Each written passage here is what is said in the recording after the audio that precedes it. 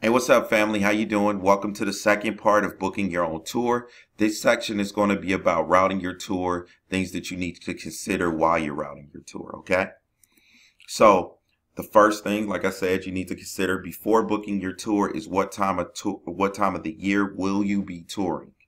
Now, this is important because depending on where you're going, it means different things with your demographic or fan base if they're going to be there. For instance, if you play, if your primary demographic is like college age students, it wouldn't make sense for you to play a college town, say like Athens and UGA, or like Tuscaloosa, um, something like that in the summer where most of the kids are going anyway. You feel me? Additionally, let's say if you tour a lot of snow towns and resorts, you hit Colorado, hit, you know, Park City in Utah, Big Sky in Montana, you hit those a lot.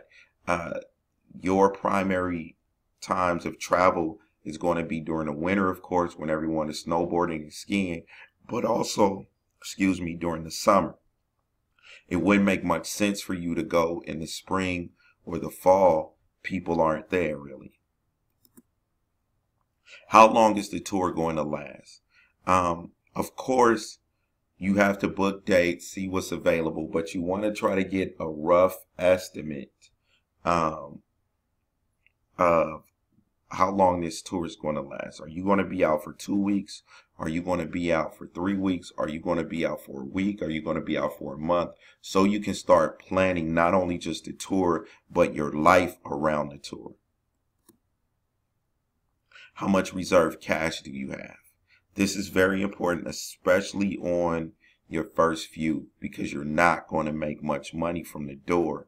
So you need reserve cash for two reasons. The first reason is when you're on tour, if you don't make any money, you need to be able to get from date to date to date. So you need to have a secret stash, maybe put it in another bank account or something. But also for your home, you know what I'm saying? People have mortgages and loans, you have cars, you have other bills that you have to pay, and you want to have that reserve cash to take care of that before you leave. How much equipment are you bringing? Okay. This is very important for bands, and it's very important, like say for me, because I travel with a ton of merch. You know what I'm saying? I travel with a ton of merchandise. So I'll just put it like this. The more equipment that you have to bring, the bigger the car that you have to drive will be, the less gas mileage you will get on that car, which means you will be spending more money on gas. Fuel is pretty much 90% of your budget when you're touring. So I would say bring equipment that is totally essential to you giving the best show possible, and everything else, just if the club or venue can't provide it, then just leave it at the house. What merch do you have to sell on tour? Now, I have a strong belief that if you don't have anything for people to have, preferably to purchase, there's no purpose for you to do a show. That's my belief. That's how I feel. You know what I'm saying? So when you let's get in merch for a minute. Let's talk about, for people that don't know what merch is, it's merchandising. So like your music, t-shirts, guitar picks, whatever you have that people can buy, stickers, purchase, or whatever. So let's get into that. Picture being an investor or a person that's investing for their retirement, just an average person, and you sit down at Fidelity and you're talking to your stock plan advisor, and they talk about diversifying your portfolio. Well, that's what merch is. That's what your merch table is, right? So say those shows that maybe only 10 people showed up. You know what I'm saying, too. And you played your heart out and you played it like it was 1,000 people in there and they loved it and appreciated it, right? Those people will want to buy something. At least, a certain amount of them. So let's say you sold a CD to 5 people for $10 each. You just made $50. You know what I'm saying? You just turned a negative into a positive. You made $50. You made 5 fans. And, you have an opportunity to sell them more. What do I mean by sell them more? Well, for me, in my experience, people that will buy one thing typically will buy 2 things, sometimes 3, but for the most part, no one, I wouldn't say no one. Most people don't come to my table and just purchase one thing. They typically purchase more than one, and it's most likely 2, right?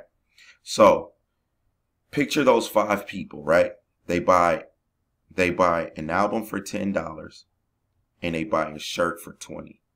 You just made $30 off of 5 people when there were only 10 in the venue in the first place. That's why merch is important. Routing your tour.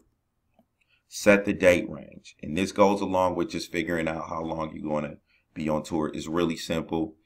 When I decide I'm going to go somewhere before I start booking the dates, I say, I'm going to be going, I open up my Google Calendar.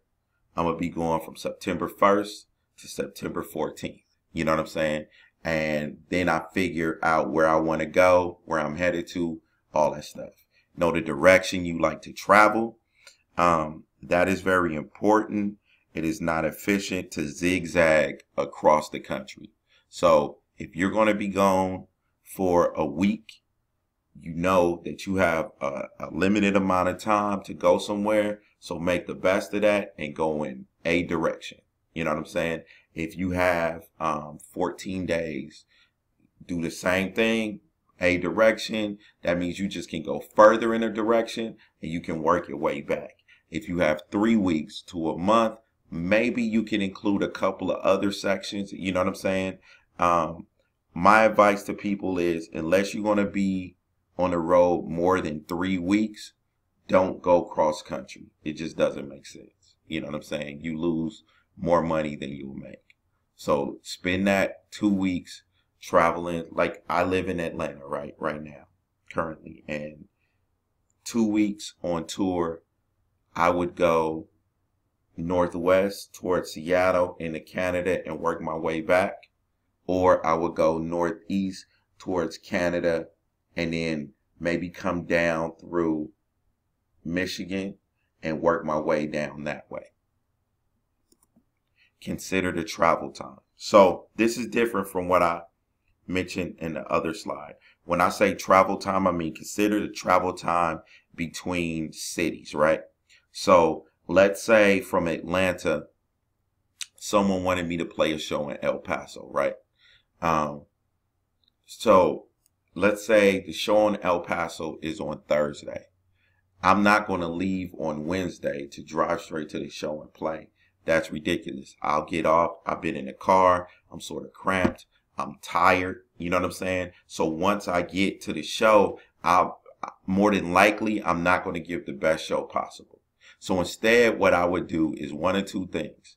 Either I would book shows leading up to El Paso. So maybe I would play Jackson, Mississippi, and then play Dallas, Texas, and then go there, or go the other way, do like New Orleans or Houston, and then go there. Or I would just, if I can't do that or don't want to do that, I would just leave the shows on Thursday, the shows on Wednesday, I would leave Monday. I would leave Sunday.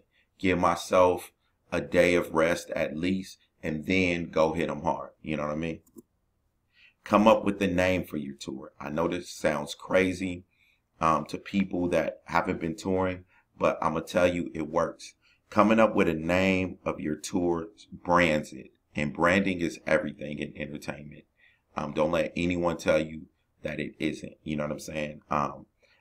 I ran a tour called the Bring Your A Game Tour for 5 years, from 2005 to about 2010. It was the Bring Your A Game Tour series. And that's what opened my eyes to it, because when you have a tour logo, when you have artists, when it's packaged a certain way and it's packaged and branded very professionally, venues, promoters, they will attach to that more because they respect it more. You know what I'm saying? Also, it's easier to promote, you know what I'm saying, than just promoting that artist alone. But if you're promoting the tour featuring this artist, that artist, that artist, it works a whole lot better. You know what I'm saying? I also ran the Just Bus tour for like 2 years. It was like a series. And then most recently, I dropped my album Rebuilding Greenwood, and we did the Rebuilding Greenwood tour, which lasted about 3 months. And I promise you, it's so much better than so much easier than just booking by yourself. I mean, booking on your name alone. All right, well, that's it for this section. The next section, we're going to be talking about developing your elevator pitch. All right, peace.